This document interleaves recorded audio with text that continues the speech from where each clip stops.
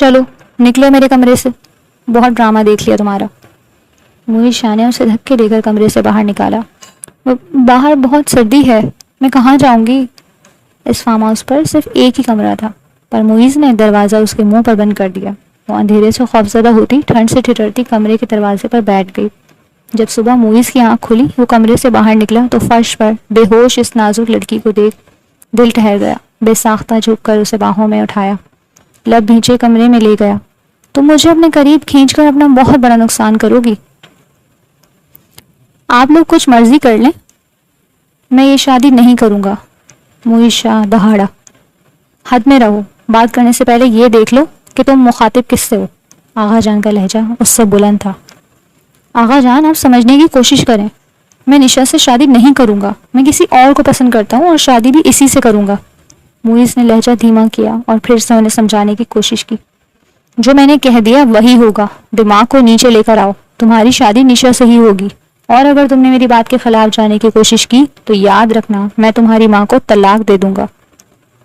आगा जान की इस बात पर न सिर्फ मुईज ने उन्हें शजदर होकर देखा, बल्कि अम्मा भी हैरान रह गई। उन्होंने दुपट्टा मुंह पर रखकर अपनी सिसकियों का गला घोंटा। ये आप क्या कह रहे हैं आगा जान? आपको अपनी भांजी से इतनी मोहब्बत है कि आप उसके लिए मेरी माँ को छोड़ देंगे? मुईज उनकी बात पर हैरान था। दिमाग इस बात को कबूल ही नहीं कर रहा था कि आगा जान ऐसे भी कोई हरकत कर सकते हैं। हाँ, मैं ऐसा कर भी दूंगा। बचपन की मांग है वो तुम्हारी। जब तुम पूरे खानदान में मेरी बहन और भांजी को जलील करोगे तो मैं तुम्हारी माँ को भी नहीं छोड़ूंगा। आगा जान ने तनफ्फुर से कहा। वो कभी खुश नहीं रहेगी, मैं उसका जीना हराम कर दूंगा, सुन लें आप। मुईज ने नफरत से कहा और झटके से उठकर चला गया। समझाओ इसे, बाप की बात मान ले, मैं अपनी बेबा बहन को रुसवा नहीं कर सकता। बख्तियार शाह ने अपनी बीवी को कहा, जो बैठी रो रही थी। उन्होंने एक नज़र उन्हें देखा और बाहर निकल गए। निशा आपी, मुईज भाई तो आज बड़े हैंडसम लग रहे हैं, बिल्कुल शहजादे। निशा जो दुल्हन बनी 2 आतिशा लग रही थी। उसने अपनी बड़ी बड़ी पलकियां उठाकर जुहा को देखा, जो उसकी छोटी बहन थी। पता है निशा आपी, मुझे आपकी शादी की इतनी खुशी क्यों है? क्योंकि मुझे एक भाई मिल रहा है। मैं भी अब स्कूल में लड़कियों पर रोब जमाऊंगी। जुहा ने इतरा कर आंखें पटपटाई। तुम्हें बहन के जाने का कोई गम नहीं है निशा? निशा की आंखें नम हुई थी। बस अब रोना मत, तुम तो सदा की बुज़दिल हो। तुम कौन सा दूर जा रही हो? जब दिल करे मामू से और मुईज भाई से कहकर हमारे छोटे से आशियाने में आ जाना। वैसे अब ये कमरा मेरी मलकियत होगा। जुहा ने माहौल की कसाफत को दूर करने के लिए शरारत से कहा और छोटे से कमरे में गोल गोल घूमी। निशा ने अपने छोटे से कमरे पर नजर दौड़ाई। ये थी उसकी मलकियत और आप? वो इस 2 मकान के छोटे से घर से मामू के बड़े से महल जा रही थी। मैं तो बाहर जाऊं, भाई का वेलकम करूं जरा, जोहा ने कहा और कमरे से निकल गई। इसकी बारात घर पर ही आई थी। इसके वालिद बचपन में ही फौत हो गए थे। वो गवर्नमेंट स्कूल के टीचर थे। अम्मी बहुत खुददार थी। बाबा की पेंशन और सिलाई पर घर चल रहा था। अम्मी शादी हॉल का खर्च नहीं बर्दाश्त कर सकती थी, तो इसीलिए बारात घर पर आई। मामू को खुद इस चीज़ का बहुत ख्याल था, इसीलिए मुख्तसर लोग लाए। हाँ, वलीमा बहुत ग्रैंड होने वाला था। सती के वक्त निशा बहुत रोई थी। वो बहुत कम हिम्मत और बुज़दिल लड़की थी। माँ और बहन से जुदाई का सोचकर ही उसकी जान हलक में आ गई थी। अम्मी की ढेरों दुआओं में वो रोते हुए रुखसत हो गई थी। गाड़ी में खामोशी छाई हुई थी। मामू ड्राइवर के साथ अगली सीट पर बैठे थे और निशा के साथ मोमानी और मुईज बख्तियार शाह बुर्जमान थे। गाड़ी पोर्च में रोकी तो गाड़ी से उतरने वाला सबसे पहला शख्स मुईज ही था। वो गाड़ी से उतरकर तन फन करता घर के अंदर रूनी हिस्से में चला गया। मोमानी भी गाड़ी से उतरी और महक को बोली, जो उनसे पहले खाला की गाड़ी में घर आ गई थी, बेटा भाभी को लेकर अंदर आ जाना। निशा खुद ही गाड़ी से उतरी और महक ने आगे बढ़कर उसे थामा। मामू और महक दोनों शर्मिंदा नजर आ रहे थे। वो इन दोनों के साथ घर के अंदर आई। मोमानी अपनी बहन और भांजियों के साथ बैठी थी। सारा बेगम उठो और रस्में अदा करो। आगा जान की बारोब आवाज पर मोमानी ने उन्हें देखा और सोफे से उठी। निशा को मरते क्या न करते इज्जत देना इस वक्त उन पर फर्ज हो गया था। फिर चंद मेहमानों की मौजूदगी में उसकी रस्में अदा की गईं। आगा जान ने मुईस को भी कमरे से बुलवा लिया था। सब रस्में उन्होंने अपनी मौजूदगी में ही कराई थी। महक बेटा, आप ज़ोबिया आपी के साथ भाभी को कमरे में ले जाओ, भाई थोड़ी देर में आते हैं, बख्तियार साहब ने नरमी से कहा और निशा उनकी हमराही में उजला उरूसी में दाखिल हुई, जो घर वालों के सर्द मिजाज की तरह सर्द ही अंदाज में सजा हुआ था। गिनती के चंद एक फूल निशा ने कमरे में नजर घुमाई और महक ने उसे बेड पर बिठाया। महक और मामू का रवैया बहुत अच्छा था, लेकिन मुमानी के अंदाज में एक सर्दपन था जैसे वो कोई नाम न दे सकी। पहले तो हमेशा वो बहुत मोहब्बत से मिलती थी। इस वक्त मुईज आगा जान के स्टडी में उनके सामने बैठा था। निशा को वही इज्जत देना जो हर बीवी का हक होता है, कोशिश करना उसको शिकायत का मौका ना मिले। अगर कभी वो मेरे पास तुम्हारी शिकायत लेकर हाजिर हुई तो याद रखना मुईज, तुम्हारी माँ भी फिर वही रवैया बर्दाश्त करेगी जो तुम निशा से रखोगे। उसने आगा जान को साकित आंखों से देखा, चेहरे पर गुस्सा वाज़ेह था। मैं तो इस तरह की तुम्हें कोई धमकी नहीं देना चाहता, लेकिन तुम्हारा रवैया मुझे ये सब कहने पर मजबूर कर रहा है। आगा जान ने उसके चेहरे के बिगड़ते तासुरात देखते कहा, मुझे यकीन है ये तुमने निशा के लिए कोई गिफ्ट नहीं दिया होगा, इसलिए मैंने ये निशा के लिए बनवाए हैं। तुम उसे एक गिफ्ट करोगे। उन्होंने रेड मखमल का डब्बा उसके सामने रखा। और कोई धमकी? मुइज ने मुंह फुलाए सवाल किया। अपनी लिमिट्स में रहकर मुझसे बात की करो। शादीशुदा हो गए और मैं नहीं चाहता कि सबके सामने तुम्हारी इंसल्ट करूं। अब तुम जा सकते हो, आगा जान ने सर्द लहजे में कहकर मुंह मोड़ लिया। उसने एक नज़र उनको देखा और बाहर निकल गया। उसे इस तरह बैठे बैठे 5 घंटे गुजर गए थे, लेकिन अब तक मुईज नहीं आया था। अब तो उसकी कमर भी दर्द करने लगी थी। उसने एक बार फिर घड़ी की तरफ देखा। सुबह के 4 बज रहे थे। निशा ने नींद से बोझल आंखों को मूंद लिया और नींद ने फौरन उसे अपने आगोश में ले लिया। वो इस वक्त टेरेस पर था। घर से बाहर जाकर वो अपना तमाशा नहीं बनवाना चाहता था। चौकीदार दरवाजे पर बैठा था, फौरन आगा जान को रिपोर्ट कर देता। उसने सिगरेट का गहरा कश लिया और आहिस्ता आहिस्ता करके धुआं हवा में छोड़ा। यह आपने अच्छा नहीं किया आगा जान, इतनी मोहब्बत, वो भी अपनी भांजी से। मैं इस भांजी को ही इतना जिच कर दूंगा कि वो खुद आपको कहेगी कि मेरी शादी अनूशे से करें। मुईज ने तनफ्फुर से सोचा। उसने अपने घने बालों में हाथ फेरा और मोबाइल उठाया। सुबह के 4:30 बज रहे थे। उसने अपना सामान उठाया और नीचे उतरा। अभी कुछ देर में फजर होने वाली थी। वो नहीं चाहता था कि घर में मौजूद मेहमान उसे इस तरह बाहर फिरता देखें। ना ही ये बात उसे गवारा थी कि वो निशा के पास कमरे में जाए। इसीलिए मुईज शाह ने सारी रात छत पर गुजार दी थी और अब उसके कदम अपने कमरे की तरफ बढ़ रहे थे। वह अनुशे के साथ बेवफाई का सोच ही नहीं सकता था। ये तो तय था कि वो निशा को बीवी के दर्जे पर फाइज तो हरगिज नहीं करेगा। उसे निशा से चिढ़ हो गई थी और आगा जान की निशा से बेजा मोहब्बत ने मुईज शाह के दिल में निशा के लिए नफरत बढ़ा दी थी। उसका बाप अपने बेटे और बीवी पर अपनी भांजी को फौकियत दे रहा था। उसने कमरे का दरवाज़ा खोला। सामने उसका दुश्मन था। उसने एक नज़र भी निशा को न देखा। वो सीधा ड्रेसिंग रूम में गया और वहीं सोफे पर दराज हो गया। सर दर्द से फट रहा था। इस वक्त वो सिर्फ सोना चाहता था। थकावट हद से ज़्यादा थी। वो सोफे पर लेटते ही सो गया। सूरज की पहली किरण ने जब निशा की पलकों को छुआ तो वो नींद में ही कसमसाई। उसने अपनी आंखों पर हाथ रखकर रोशनी से बचने की कोशिश की। नींद से वो बेदार हो चुकी थी। एकदम कुछ याद आया तो वो उठ कर बैठी। इधर उधर नजर घुमाई। कमरा खाली था। उसे हैरत हुई, क्या पूरी रात मुईज आई नहीं या मुझे सोता देख गुस्से से वापस चले गए। अब वो परेशान हो उठी। इस वक्त बुज़दिली ने उस पर हमला किया। टेंशन जब हद से ज़्यादा हुई तो उसने नाखून कतरने शुरू कर दिए। ये लिबास अब उसे कांटों की तरह चुभ रहा था। उसने ड्रेसिंग की तरफ रुख किया। दरवाज़ा खोलते ही वो चौंकी। सामने मुईज सोफे पर सोया हुआ था। ये मुझसे नाराज़ हो गए हैं, इसीलिए गुस्से में यहाँ सो गए हैं। निशा ने परेशानी से सोचा, अब मैं क्या करूँ, कैसे इन्हें मनाऊँ। वो इसी कश्मकश में थी जब लाइट्स की वजह से मुईज की आंख खुल गई। उसने मुंदी मुंदी आंखों से निशा को देखा। तुम यहाँ क्या कर रही हो?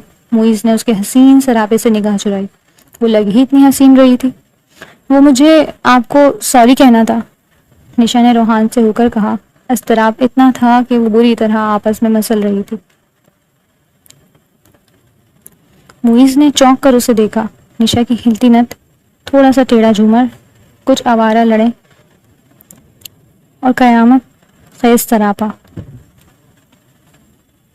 वो तो मुजस्मा हुस्न थी, और इस वक्त नम आंखों से उसकी मुआफ़ी की तालिब। किस बात की सॉरी? मुईज़ ने रूखे लहजे में पूछा। वो बार बार अपनी नज़रों का जाविया बदल रहा था। रात को उसने एक नज़र भी निशा को नहीं देखा था, लेकिन अब नज़र बचाना मुश्किल लग रहा था।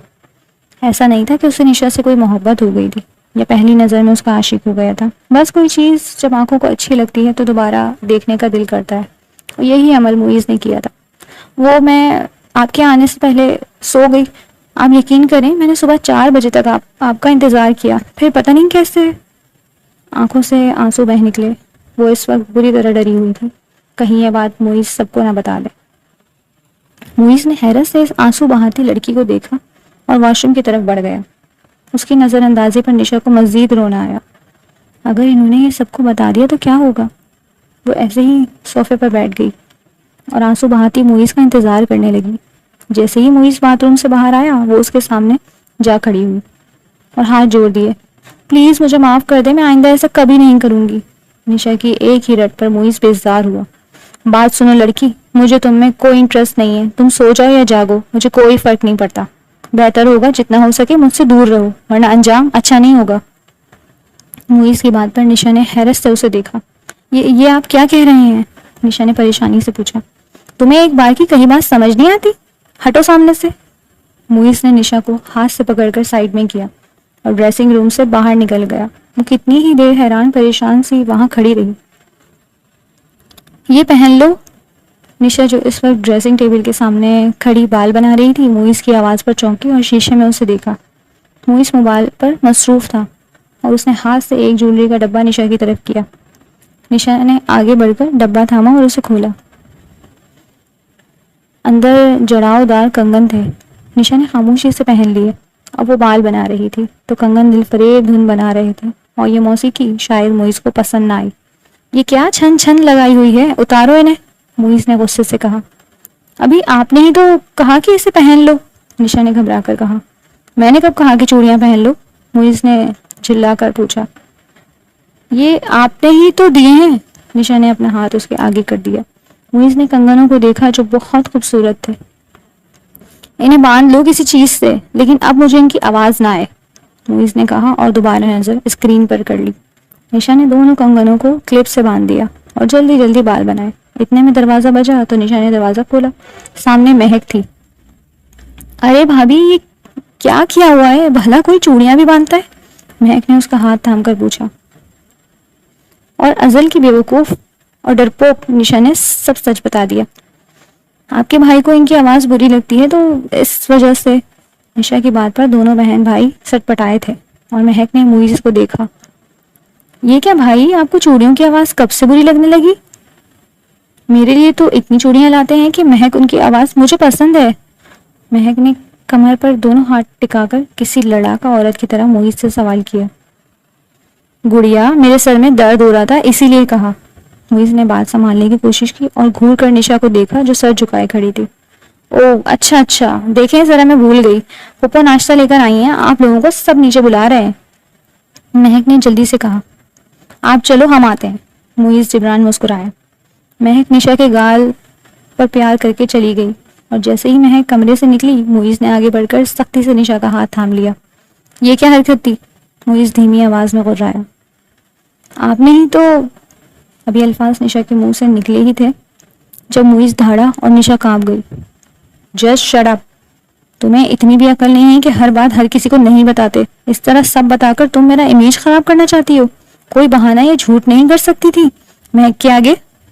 मुईज़ ने उसका हाथ झटके से छोड़ा। एक नज़र उसके बालों पर भी गई जो किसी झरने की तरह इधर उधर बिखरे हुए थे।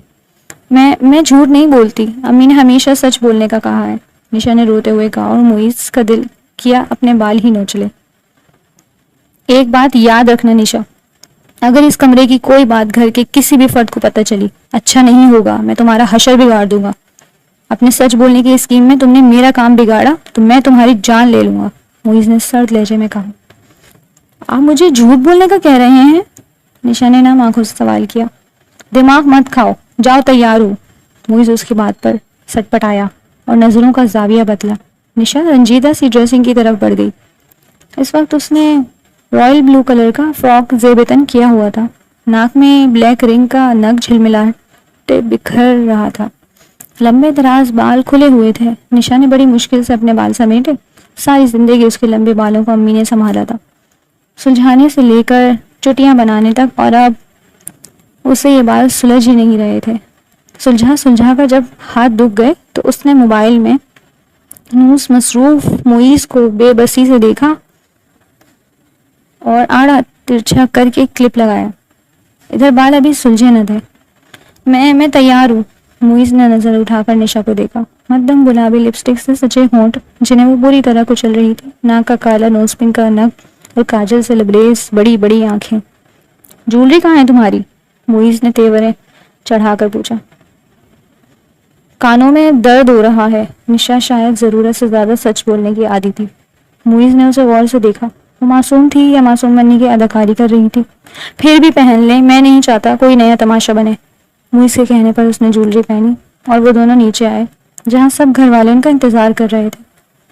निशा तो अम्मी को देखकर रोने लगी। उसकी अम्मी के गले लगकर रोने पर सब ठिठके। मामू ने सख्त नजरों से मुईज को देखा जो खुद इस सारी सिचुएशन पर घबरा गया था। निशा क्या बात है बेटे? अम्मी ने प्यार से पूछा। वो खुद माहौल की बढ़ती कसाफत से परेशान हो गई थी। कुछ भी नहीं, निशा ने सूं सूं करते नाक सुकिरते कहा। फिर क्यों रो रही हो? मामू ने आगे बढ़कर उसके सर पर हाथ रखते हुए सवाल किया। अभी वो कुछ बोलती कि अम्मी बोल पड़ी। आपको पता तो है भाई, निशा मुझसे कितनी अटैच है। स्कूल के बाद कभी घर से नहीं निकली। पीछे अम्मी अकेली रह जाएंगी। कॉलेज की तालीम भी प्राइवेट हासिल की तो अब इस दूरी पर रो रही है। अम्मी ने बात संभालने के लिए कहा। सदफ, जब बेटी मेंटली मुतमईन ही नहीं थी तो आपको अभी शादी नहीं करनी चाहिए थी। मोमानी की बहन की बात पर अम्मी ने शर्मिंदगी से सर झुका लिया और मामू ने खशमगीन निगाहों से मुस्कुराती हुई मामी को देखा। चले सब नाश्ता कर लेते हैं। मोमानी की बात पर सब डाइनिंग टेबल पर आ गए। निशा तो अम्मी के साथ चिपकी रही और आगा जान के खामोखा की घूरियों पर मुईज झुंझुलाता रहा। अभी अम्मी अपने घर के लिए रवाना हुई और निशा के रोने पर उन्होंने उसे बहुत समझाया था। अब भी वो भारी दिल और नम आंखों के साथ अपने कमरे में दाखिल हुई। कमरा बिल्कुल खाली था। शाम में वलीमे की तकरीब थी। अभी कुछ देर में ब्यूटिशियन ने उसे तैयार करने आ जाना था। अजान की आवाज पर वो चौंकी और वजू करने चली गई। शर्म करो मुईज, मुझे तुमसे ऐसी उम्मीद नहीं थी। आगा जान के लहजे में उसके लिए नापसंदीदगी थी। इसमें मेरा क्या कसूर है आगा जान? मुईज ने गुस्से से पूछा। अगर तुम कल रात अपनी बीवी को इज्जत, मान और चाहत देते, उसे यकीन दिलवाते कि ये उसका घर है, तुम एक अच्छे हमसफर की तरह जिंदगी के हर मोड़ पर उसका साथ दोगे, तो निशा इस तरह सदफ के गले लगकर ना रोती। आगा जान की बात पर उसने शिकवा के ना निगाहों से उन्हें देखा। मुझे सब पता है तुम्हारा दिल कहाँ लगा हुआ है। ये घर में तनाव इसी दिल लगी का नतीजा है। याद रखना मुईज, अगर मेरी बहन और भांजी पर जरा सी आंच भी आई तो तुम और तुम्हारी माँ दोनों नुकसान उठाओगे। अब तुम जा सकते हो। शाम में तुमने वैसे भी अपनी पुप्पो की तरफ जाना है। आगा जान की बात पर पहले उसे गुस्सा आया, लेकिन पुप्पो के घर जाने वाली बात पर वो चौंका। नो प्लीज आगा जान, मैं कम से कम पुप्पो के घर जाकर नहीं रह सकता, चाहे एक रात के लिए ही। वहाँ कोई फैसिलिटी तक नहीं। पंखा भी ऐसे चलता है जैसे रेंग रहा हो। उसके नफरत भरे अंदाज तखातब पर आगा जान ने जिन नजरों से उसे देखा वो खुद ही शर्मिंदा हो गया। तुम चाहते हो तुम्हारे कमरे का एसी में उतरवा दूं, फिर गर्मी बर्दाश्त करके देखना कैसा लगता है। आगा जान की इस तरह बहन की हिमायत पर मुईज के दिल में बाप के लिए मौजूद खदूरत और बढ़ गई। वो फिर भी उनसे सॉरी करता बड़बड़ाता हुआ बाहर आ गया। क्या हुआ है बेटे? मामा ने उसे इस तरह गुस्से से बड़बड़ाते देखा तो पूछा। पागल हो गए हैं आपके शोहर, समझाएं इन्हें कि मुझे इतना तंग ना करें, कुछ गलत कर बैठूंगा। मुईज के इस तरह बदतमीजी से कहने पर मम्मा भी सटपटाई और वो तन फन करता अपने कमरे की तरफ बढ़ा। निशा को वजू करके जाए नमाज बिछा रही थी। कमरे में दाखिल होते मुईज ने जल्दी से आगे बढ़कर सख्ती से उसका हाथ थामा। इस वक्त उसकी गिरफ्त में इतनी सख्ती थी कि निशा को लगा था उसका हाथ टूट जाएगा। मुझे दर्द हो रही है मुईज। निशा ने पलकें उठाकर उसे देखा। आंखें नम हो रही थी, चेहरा भी गीला था। वजू के बाद अभी उसने चेहरा साफ नहीं किया था। पानी की कुछ बूंदों का रक्स गालों से नीचे गर्दन पर रवा हुआ था। गीली गीली पलकें और नम होंठ। मुईज एक लम्हे के लिए ठिठका। क्या तमाशा लगाया हुआ है तुमने? तुम्हें ना अपनी इज्जत का ख्याल है ना मेरी। ऐसे कौन सा जुल्म हो गया था तुम पर जो तुम नीचे इस तरह रो रही थी? मुईज ने उसे झंझोड़ा और फिर पानी के चंद कतरों ने सफर की सिमत बदली और पानी के कतरों का गर्दन से नीचे का सफर शुरू हुआ। मैं वो निशा अभी कुछ कहती कि मुईस गुस्से से उसकी गर्दन पर झुका। ये पानी के कतरे उसे बेहद डिस्टर्ब कर रहे थे। बेहतर था पहले इनसे निपटा जाए, गुस्सा बाद में किया जाएगा। उसने अपनी शिद्दत के तमाम रंग निशा की गर्दन पर सजाए और सुकून से पीछे हुआ तो देखा निशा बेआवाज ज़ारो कतार रो रही है। क्या मुसीबत है भाई? मुईस ने उसे झटके से छोड़ा और वॉशरूम की तरफ बढ़ गया। वलीमे के बाद मजबूरन उसे पुप्पो के साथ उनके छोटे से घर में आना पड़ा। गाड़ी इन छोटी छोटी गलियों में चलाते हुए उसे सख्त कोफ्त हो रही थी, लेकिन मजबूरी थी। बस बेटा यहीं गाड़ी रोक लो, आगे गलियां तंग हैं। पुप्पो की बात पर उसने आंखें घुमाई, यानी ये गलियां अभी चौड़ी थी, जिनमें से गाड़ी अगर गुजर रही थी तो पैदल के मुसाफिर और बाइक वाले रोक कर इंतजार कर रहे थे। अब एक छोटे से चौक में पुप्पो ने गाड़ी रुकवा ली थी। हम आगे कैसे जाएंगे? मतलब इनका ड्रेस हैवी है और आप सब तैयार भी हैं। मुइज बेमौदब होकर पुप्पो से पूछा। मुइज भाई आप ऐसा करें, ये गुड्डू की बाइक पर निशा आपी को घर ले आए, मैं और मम्मी पैदल आ जाते हैं। जोहा की बात पर उसने हैरत से इस छोटी सी नटखट लड़की को देखा जो महक की हम उम्र थी। अभी वो कोई जवाब देता कि पुप्पो ने गाड़ी से उतरते हुए गुड्डू से बाइक देने की दरख्वास्त कर डाली। मुइज हैरत से सब कुछ होता देख रहा था। उसने एक नजर महान गुड्डू की बाइक को देखा जिसका कबाड़ा निकला हुआ था। अब ये क्या नया तमाशा है? ऐसा करते हैं, तुम पुप्पो से कह दो हम घर वापस चलते हैं। मुइज ने मध्यम आवाज में निशा से कहा, वो जो पहले ही उसकी सुबह वाली हरकत के बाद उससे नजरें चुरा रही थी। उसकी बात पर मजीद अपना रुख दरवाजे की तरफ कर लिया। मैं ऐसा नहीं कर सकती, मैं खुद यहाँ रहना चाहती हूँ, निशा ने मध्यम लहजे में कहा। तुम अभी वो कुछ कहता कि पुप्पो ने उसकी गाड़ी का दरवाजा बजाया और उसे बाहर आने का कहा। आओ बेटा, तुम निशा को बाइक पर घर लेकर चलो, हम पीछे आते हैं। अम्मी ने निशा को घर की चाबियां दी और मुइज को बाइक पर बैठने का इशारा किया। मुइज ने एक बार फिर बाइक को देखा। ग्रेस इंजन के पास से टपक रहा था और इसका कीमती पेंट कोट। हाय आगा जान, आपने मुझे कहाँ फंसा दिया, इसने गुस्से से सोचा और बाइक पर बैठकर बाइक स्टार्ट की जो स्टार्ट नहीं हो रही थी। अम्मी आप पैदल आएंगी? निशा ने फिक्र से पूछा। तुम जाओ, मैं आती हूँ, अम्मी ने उसे कहा। भाई ऐसे नहीं, ऐसे चलेगी। गुड्डू ने मुइज की बाइक चलाने में मदद की और अम्मी ने एहतियात से निशा को बाइक पर बिठाया, लेकिन अब भी उसका ड्रेस जमीन को छू रहा था। सारा मोहल्ला अपने अपने दरवाजे में खड़ा हिदायत दे रहा था। अरे दुपट्टे का पीको उठाओ, बाजी लहंगा तो उठा लें, निशा सही से बैठो ना, अरे बेटी मियाँ को पकड़कर बैठो, गिर जाओगी। मुइज के गुस्से का गिराव बढ़ता जा रहा था। उसने पीछे देखे बगैर बाइक आगे की तरफ बढ़ा दी। निशा की जल्दी से हाथ डरते डरते उसके कंधे पर रख दिया। तंग गलियों और गढ़ों की वजह से बार बार बाइक झटका खाती और निशा मुइज से टकराती। वो नाजुक सी जान मुइज के कंधे को और मजबूती से थाम लेती। वो बड़ी मुश्किल से निशा को लेकर घर पहुंचा और झुंझला कर बाइक से उतरा। निशा ने पहली सीढ़ी पर कदम रखा, लेकिन कोई चीज पड़ी होने की वजह से और हील्स पहने होने की वजह से डिसबैलेंस हो गई और इससे पहले वो नीचे गिरती मुइज ने उसे थाम लिया। अकल के साथ अब आंखें भी किराए पर दे दी हैं, मुइज ने गुर्रा कर कहा और निशा जल्दी से संभली। कैसी हो निशा? किसी अजनबी की आवाज पर दोनों चौंके। मुइज ने तेवरियां चढ़ाकर सवाल करने वाले को देखा जो मोहब्बत लुटाती निगाहों से निशा को देख रहा था और निशा जमशेद को देखकर सटपटा गई। जी भाई ठीक, निशा ने कहा और फिर सीढ़ी चढ़ी। अरे देखकर, जमशेद ने आगे बढ़कर टूटा हुआ गमला उनकी सीढ़ी से हटाया और मुइज को उसका निशा की केयर करना कुछ खास पसंद न आया। मैं कर लूंगी जमशेद भाई, निशा ने बेरब्त होकर कहा। अब तो तुम हमारी मेहमान हो, मैं कर देता हूँ। जमशेद ने उसके हाथ से चाबी ली तो मुइज को उसकी ये हरकत अच्छी न लगी, लेकिन मजबूरी थी। सामने दरवाजे पर लगा 1995 का ताला वो चाहकर भी नहीं खोल सकता था और निशा से भी इस वक्त ताला नहीं खुल रहा था, इसीलिए जमशेद की खिदमत लेना जरूरी हो गया था। ये लो खुल गया, जमशेद ने मुस्कुराकर कहा और साइड में हुआ। आप दोनों एक साथ बहुत अच्छे लग रहे हैं। जमशेद के लहजे में कुछ था जिस पर मुइज ने चौंक कर पहले उससे फिर निशा को देखा। वो तारीफ दोनों की कर रहा था, लेकिन देख निशा को रहा था।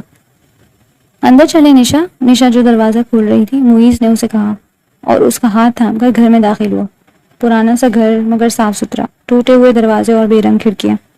आप इस कमरे में आ जाएं। वो दोनों बहनें एक ही कमरे में रहती थी और एक कमरे को ड्राइंग रूम बनाया हुआ था। अम्मी बरामदे में सोती थी। निशा ने ड्राइंग रूम की तरफ बढ़ते हुए कहा।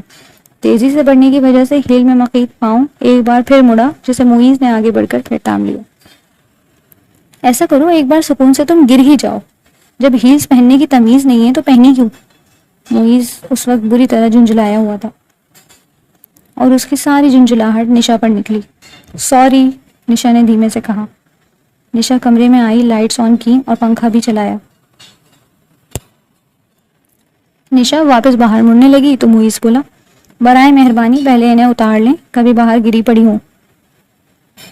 इसकी बात पर निशा सामने वाले सोफे पर झिझकते हुए बैठ गई। थोड़ा सा लहंगा उठाया, उसके सफ़ेद पांव वाजे थे। मुईज ने अपना मोबाइल निकाला और उससे चेक करने लगा। अनुषा की 10 मिस कॉल्स थी। इंटरनेट का पासवर्ड बताओ। मुईज ने एक नज़र उसे देखा जिसे अपना जूती का हुक खुल ही नहीं रहा था। हमारे घर इंटरनेट नहीं है, निशा ने शर्मिंदा होकर कहा। ओह गॉड, कहाँ फंस गया मैं। मुईज ने गुस्से से अपने ही बाल जकड़ लिए। इसकी बात निशा को अच्छी न लगी। इसकी आंखों में नमी उतर आई। उसने अनुषा को सिंपल कॉल की जो वो गुस्से में नहीं उठा रही थी। निशा ने उसकी बेचैनी को देखा और फिर अपने जूते से जोर आजमाई की। मुईज के पास कंपनी की तरफ से दिए गए चंद MBs थे जिसका फ़ायदा उठाकर उसने अनुषा को वॉइस मैसेज किया। अनुषा जान, सॉरी, प्लीज़ मेरी कॉल रिसीव करो, मैं बिजी था, प्लीज़। सॉरी जान, तुमसे बात किए बगैर मैं जिंदा नहीं रह सकता, तुम जानती हो ना। मुईज ने निशा की परवाह किए बगैर अनुषा को वॉइस मैसेज सेंड कर दिया। निशा ने हैरान नजरों से उसे देखा। ओह, तो ये वजह थी जबरदस्ती की शादी, इसीलिए मुईज का रवैया इतना सर्द है मेरे साथ। कई आंसू आंखों से बह निकले। उसने सर झुका लिया और फिर से जूता खोलने में लग गई। मुईज ने एक बार फिर अनुषा को कॉल की और उसने रिसीव न की। उसने झुंझुला कर मोबाइल सोफे पर फेंका और निशा को देखा जो पीच मैक्सी में गजब ढा रही थी। उसे थोड़ी देर पहले की जमशेद की वारफ्ता निगाहें याद आई और गुस्सा भी आया। एक जूता तुमसे खुल नहीं रहा। मुईज ने आगे बढ़कर एक झटके से हुक खोला। अब न सिर्फ हुक खुला बल्कि वो स्टेप ही टूट गया। निशा के मुंह से हल्की सी चीख निकली। ये क्या किया आपने। आंसू एक तवातर से बह रहे थे। मुईज उसके रिएक्शन पर हैरान था। एक जूता ही तो था, क्या हुआ जो टूट गया। निशा ने जूता हाथ में लिया और कितनी देर आंसू बहाती रही। अम्मी और जुहा की आवाज पर मुईज चौंका। प्लीज रोना तो बंद करो, ख्वामख्वाह फुप्पो परेशान करोगी। निशा इसकी बात पर संभली। अरे ये जूता कैसे टूट गया। पुप्पा ने उनका बैग जमीन पर रखते हुए कहा। मुईज ये बैग गाड़ी के पास ही भूल आया था, निशा से खोलते हुए टूट गया। मुईज ने जल्दी से कहा। ओफ आपी, कितना महंगा जूता था ये, आपको पता है। मुईज भाई, आप ही ने अपनी शादी की सारी शॉपिंग में बस अपनी पसंद का ये जूता ही लिया था। इस जूते को खरीदने के लिए इन्होंने 3 दिन में 6 सूट सिए थे ताकि पैसे जमा करके 5,000 का ये जूता खरीद सके। जोहा ने अपनी बहन के दुख की वजह बता दी। मैं नया ले दूंगा। मुईज को अब निशा के रोने की वजह समझ आई। वो खामोशी से उठी और अपने कमरे की तरफ बढ़ गई। ये लड़की ऐसी ही है, छोटी छोटी बात पर दिल छोटा कर रोने बैठ जाती है। अरे परेशान ना हो निशी, मैं कल मोची से जुड़वा दूंगी, सदफ बेगम ने कहा। बेटा आप भी फ्रेश हो जाओ, पुप्पो ने कहा और वो जी पुप्पो कहकर बैग उठाकर साथ वाले कमरे में चला गया जहां दोनों मसेरियों को इकट्ठा करके बेड बनाया गया था। निशा ने जूता अलमारी में रखा और पलटकर कमरे से बाहर चली गई। मुईज ने हैरान होकर उसका रिएक्शन देखा। कोई भला जूते पर ऐसे नाराज होता है? होती है तो होती रहे, माय फुट, मुईज ने कहा और वॉशरूम की तरफ बढ़ गया। वो नहीं जानता था ये जूते के अलावा मुईज की बेवफाई का भी रिएक्शन है। बचपन की मोहब्बत क्या होती है ये कोई सिर्फ निशा से ही पूछ सकता था। एक ही शख्स का नाम बचपन से अपने नाम के साथ सुनना। तो मोहब्बत ने अपनी जड़ें निशा के दिल में गहरी कर ली और अब ये इंकिशाफ होना कि मुईज किसी और को पसंद करते हैं निशा को हिला गया। और फिर जूते का गम भी साथ साथ था। उसने बाहर आकर देखा, रूहान खड़ा था। हमसायों का बच्चा उसके पास ट्यूशन भी पढ़ने आता था। पर्स खोलकर सलामी के पैसों में से 1000 रुपए इस बच्चे को देकर बैलेंस कार्ड मंगवाए। उसे पता था मामू का सारा घर एक ही कंपनी के सिम यूज करते हैं, इसीलिए बच्चे को बैलेंस कार्ड लाने का कहकर वो जोहा के पास चली गई। उसकी मदद से ज्वेलरी और मेकअप उतारा, कपड़े चेंज किए। अम्मी ने उसे उसके कमरे में जाने को कहा लेकिन उसने ये कह दिया, अम्मी मुईज वॉशरूम में है और मुझे अब इन चीज़ों से उलझन हो रही है। उसने बालों को रफ से अंदाज में कैचर किया और बाहर नमाज के लिए खड़ी हो गई। जोहा ने चाय बनाई थी। अम्मी नमाज अदा कर रही थी, इसीलिए जोहा मुईज को खुद चाय देने चली गई। जोहा, ये जमशेद कौन है? दिमाग में उठते सवाल को आखिर मुईज ने पूछ ही डाला। जब से जमशेद की वारफ्ता निगाहें देखी थी उसके दिल में कुछ हो रहा था। हमारे पड़ोसी हैं। जोहा ने चाय रखते कहा। घर भी आते थे वो? मुईस ने मोबाइल में मसरूफ होने का ड्रामा किया। हाँ, एक बार आए थे अपनी अम्मी के साथ निशा बाजी का रिश्ता लेकर।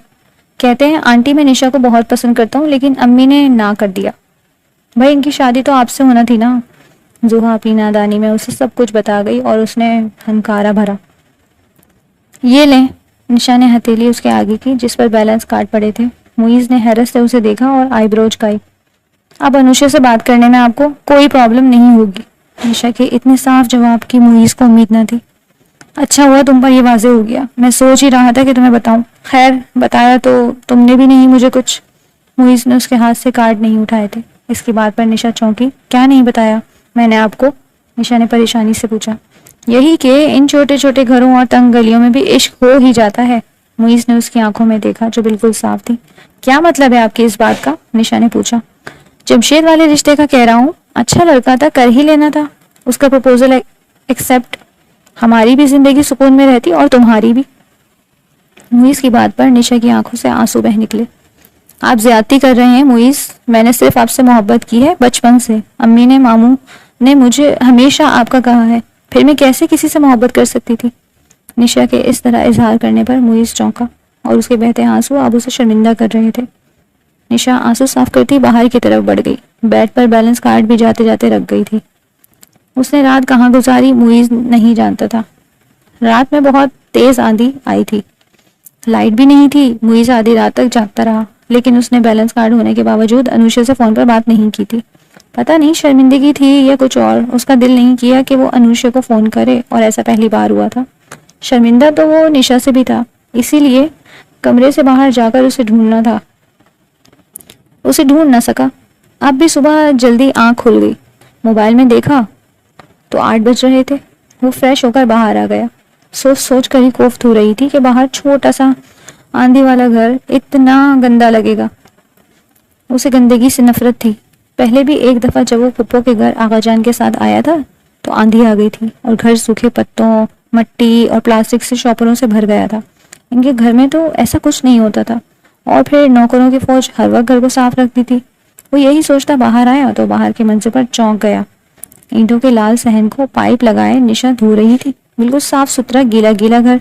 सफेद सूट में निशा बालों ढीली सी चुटिया बनाए सहन धोने में लगी हुई थी। पांचे गीले होकर पिंडलियों से चिपके हुए थे। दुपट्टे से बेपरवाह वो बड़ी इंतमाक सी काम में लगी हुई थी। वो फर्श धोकर नल बंद करने के लिए पलटी तो सामने वो दुश्मन जान महवियत से खड़ा उसे देख रहा था। निशा ने आगे बढ़कर दुपट्टा लिया और नल बंद किया। चाय बना दूं? निशा ने उंगलियों को मोड़ते पूछा। पता नहीं क्यों ये लड़की हर जगह अपनी बुज़दिली दिखाने खड़ी हो जाती है। हाँ, पुप्पो कहाँ है? मुईज शाह ने इधर उधर देखकर पूछा। वो भी अपनी चोरी पकड़े जाने और रात वाली बात पर शर्मिंदा था। आपके लिए नाश्ता लेने गई हैं जुहा के साथ। निशा की बात पर मुईज मजीद शर्मिंदा हुआ। मुझे उठा देती, मैं ले आता। बेसाख्ता मुईज कह बैठा। आप मेहमान हैं, वैसे भी आप यहाँ फंस गए हैं। मैं मजीद आपको फंसाना नहीं चाहती, निशा ने कहा। मुईज ने उसे देखा। कल वो अपने दिल का हाल कितने आराम से उसे बता गई थी और अब भी आम से लहजे में वो इसी के लफ्ज लौटा गई। आप परेशान न हो मुईज, मैं नहीं जानती थी कि आप किसी से मोहब्बत करते हैं, नहीं तो मैं मामू और अम्मी को खुद रिश्ते के लिए इनकार कर देती। खैर मेरी तरफ से आप आज़ाद हैं, चाहें तो दूसरी शादी कर लीजिएगा।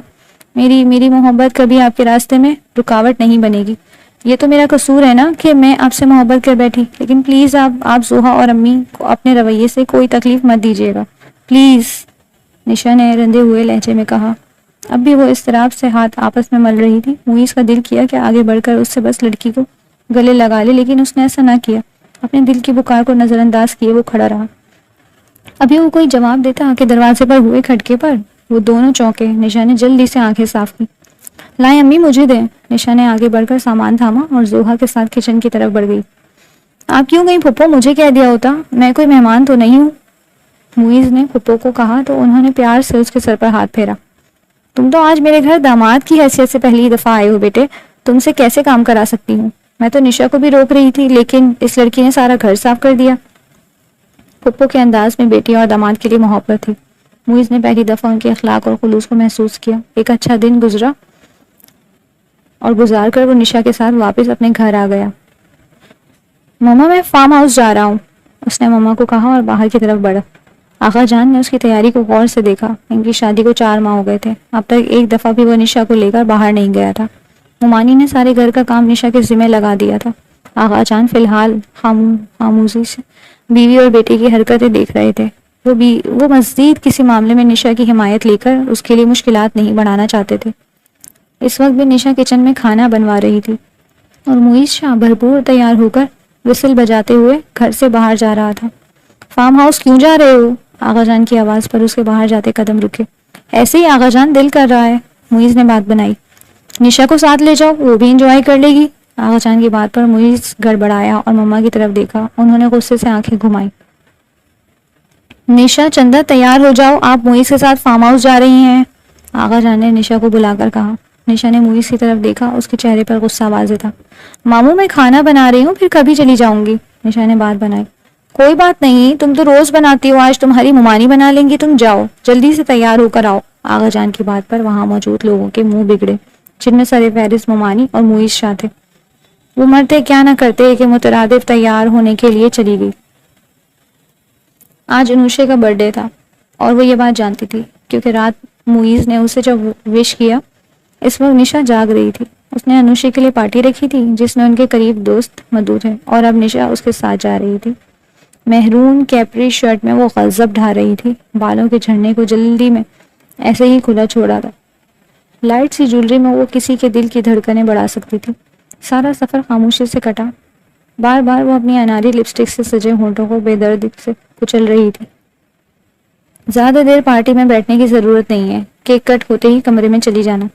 मुईज को उसके साथ ले जाना खुद अच्छा नहीं लग रहा था। इधर निशा के दिल में भी दर्द बढ़ रहा था। अपनी कैफियत पर काबू पाते एक बार फिर उसने अपने बालों को समेटना चाहा, जो गाड़ी की थोड़ी सी खुली खिड़की से आती हवा से उड़कर बार बार उसके चेहरे पर आ रहे थे। उसने मुईज को देखा, जो ब्लैक पेंट कोट में हैंडसम लग रहा था। मुईज निशा की मध्यम से सरगोशी में कुछ ऐसा था कि मुईज के दिल की धड़कन बेतरतीब हुई। काफी दिनों से वो अपने दिल की निशा की तरफ बढ़ते झुकाव से नाला था। वो अपनी कैफियत खुद समझने से कासिर था, इसीलिए आजकल वो निशा से ज्यादा ही रूड हो रहा था। मुईज ने एक नजर उसे देखकर चेहरा घुमा लिया। क्या मैं अपने बाल कटवा लूं? मुझसे संभलते नहीं हैं। अम्मी को जब भी कहती हूँ वो कहती हैं पहले आपसे इजाजत ले लूं। वो कहती हैं शौहर की इजाजत के बगैर मुझे काम नहीं करना चाहिए। आपकी इजाजत के बावजूद वो तस्दीक के लिए खुद आपसे बात करेंगी। निशा ने आहिस्तगी से अपना मुद्दा उसके सामने रखा। मुईज ने उसे देखा। उसके बाल वाकई बेहद हसीन थे और कितनी दफा मुईज के दिल ने उसमें चेहरा छुपाने की कोशिश की थी। कोई जरूरत नहीं है, ऐसे ही ठीक है। मुईज के जवाब पर निशा ने दुख से मुंह मोड़ लिया और एक बार फिर उसके दराज बाल इधर उधर उड़ने लगे।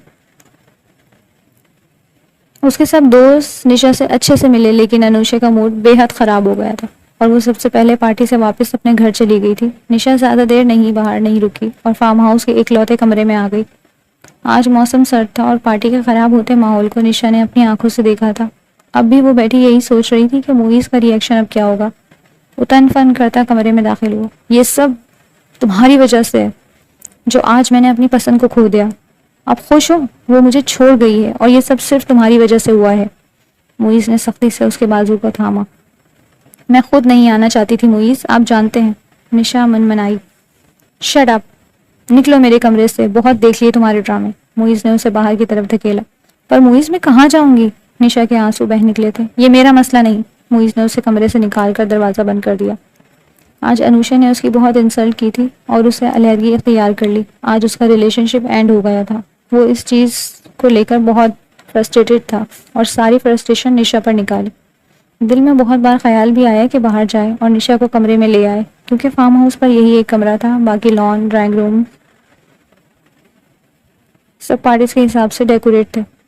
लेकिन वो ढीठ बनकर सो गया। जब मेरा साथ कुछ अच्छा नहीं हुआ तो किसी के साथ भी अच्छा नहीं होगा। सुबह उसकी आंख खुली तो वो फ्रेश होकर कमरे से निकला। निशा को दरवाजे के बाहर बेहोश पड़ा देखकर उसके हाथ पांव फूल गए। उसने जल्दी से निशा को उठाया और बिस्तर पर लिटाया। उसे तेज बुखार हो रहा था। तुम मुझे अपने करीब खींचकर अपना बड़ा नुकसान करोगी। तुम नाजुक सी लड़की मेरी शिद्दतें बर्दाश्त नहीं कर पाओगी, मुईज ने उसके साथ दराज होते हुए कहा। इस वक्त निशा धुंध से ठिठर रही थी। मुईज ने उसे बाहों में भर लिया। शाम तक निशा को बुखार हो गया और मुईज परेशान हुआ। निशा गुनूदगी में अम्मी अम्मी पुकार रही थी। मुईज ने उसे थामा। प्लीज निशा, आंखें खोलो। उसने निशा का चेहरा थपथपाया,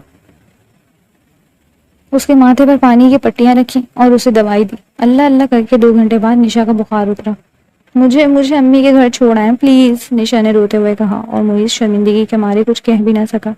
वापसी का सफर खामोशी से गुजरा और वो उसे अम्मी के घर छोड़कर चला गया। जब मुईस ने उसे घर तक छोड़ने का कहा तो निशा ने इनकार कर दिया। मुईस कितनी देर उसे जाते देखता रहा। निशा, सब खैर है ना? आज 1 हफ्ता हो गया है, तुम्हें मुईस क्यों लेने नहीं आया? दरवाजा खुला हुआ था। मुईस ने अंदर दाखिल होते पप्पू की आवाज सुनी। सब ठीक है अम्मी, बस आपके पास रहने का दिल कर रहा था, इसीलिए आ गई, निशा ने झुंझुलाकर कहा। बस मुझे हौल उठ रहे हैं। मुईस ने और भाईजान ने राब्ता क्यों नहीं किया? तुम खुश हो ना निशा? मुईस का रवैया तुम्हारे साथ अच्छा है ना? पप्पू ने फिक्रमंदी से कहा। अम्मी, मुईस मेरा बहुत ख्याल रखते हैं, रोज शाम में कहीं घुमाने ले जाते हैं, वो मुझसे इतनी मोहब्बत करते हैं कि मुझे अपनी किस्मत पर रश्क आता है। निशा की नजर मुईस पर पड़ी तो अल्फाज मुंह में ही रह गए। अरे मुईस आया है, आओ बेटे। अम्मी का खुशी से बुरा हाल था। निशा बुत बनी, क्या खड़ी हो जाओ। मुईस के लिए कुर्सी लाओ। अम्मी की बात पर निशा ने कुर्सी रखी। मुईस काफी देर उनसे इधर उधर की बातें करता रहा। तुम बैठो, मैं जरा कुछ खाने को मंगवाऊं, पप्पू ने कहा और उठकर बाहर चल दी। मुईस ने उन्हें रोका, लेकिन उन्होंने कहा कि साथ वाले लड़के से मंगवाने जा रही हूँ। जुहा स्कूल गई हुई थी और निशा किचन में थी। मुईस उठकर किचन में आ गया। तुमने कब से झूठ बोलना शुरू कर दिया? मुईस ने उसकी तरफ देखते पूछा। जिस सच से किसी का दिल दुखे वो सच नहीं बोलना चाहिए। निशा ने नजरें नहीं उठाई थी। घर चलो निशा, मैं तुम्हें लेने आया हूँ। मुईस की आवाज पर निशा चौंकी। मैं नहीं जाऊंगी, मैं नहीं चाहती कि आप दोबारा हाथ पकड़कर मुझे घर से निकालें, निशा ने रूहान से होकर कहा। मेरी यहाँ मौजूदगी इस बात की गवाही है कि मैं अपने किए पर शर्मिंदा हूँ, मुईस ने उसे देखते कहा। निशा ने हैरत से उसे देखा। पहले इस दहलीज पर आगा जान मुझे जबरदस्ती लाए थे तुम्हें ले जाने के लिए, लेकिन आज मैं अपनी मर्जी से यहाँ आया हूँ तुम्हें ले जाने के लिए, मुईस ने मोहब्बत से कहा। मेरा कमरा, मेरा घर और अब मेरा दिल भी निशा जैसी बेवकूफ़ लड़की के बगैर उदास हो रहा है। क्या ये बेवकूफ़ लड़की मुझे माफ़ करेगी और मेरे साथ नए सिरे से जिंदगी का सफ़र शुरू करेगी? मुईस ने उसे कंधों से थाम कर पूछा। निशा की आंखों से आंसू बह निकले। मुईस ने झुककर उसकी आंखों पर लब रखा। तुम्हारे आंसू मुझे तकलीफ दे रहे हैं जान, प्लीज चुप हो जाओ। तुम्हारी खामोश मोहब्बत ने मेरे दिल पर बड़ा जोर आवर हमला किया है, मुईस ने मोहब्बत से कहा। तुमने तो सिर्फ मुझसे मोहब्बत की है, मैं तो तुमसे इश्क कर बैठा हूँ। एक बेवकूफ लड़की मुझे हिला गई, हैरत है। मुईस ने उसकी आंखों पर फूंक मारी। मैं बेवकूफ नहीं हूँ, मिसेस मुईस शाह। निशा ने बड़ी बड़ी आंखें घुमाई। ओह यस, मैं तो भूल ही गया था, मिसेस मुईस शाह। मुईस धीमे से मुस्कुराया। मैं अब आपको कभी ये भूलने नहीं दूंगी कि मैं कौन हूँ। अब आप मेरी मलकियत हैं, निशा ने उसकी शर्ट का कॉलर दुरुस्त करते हुए कहा और मुईस उसके मान पर मुस्कुरा दिया और आगे बढ़कर उसे बाहों में समेट लिया।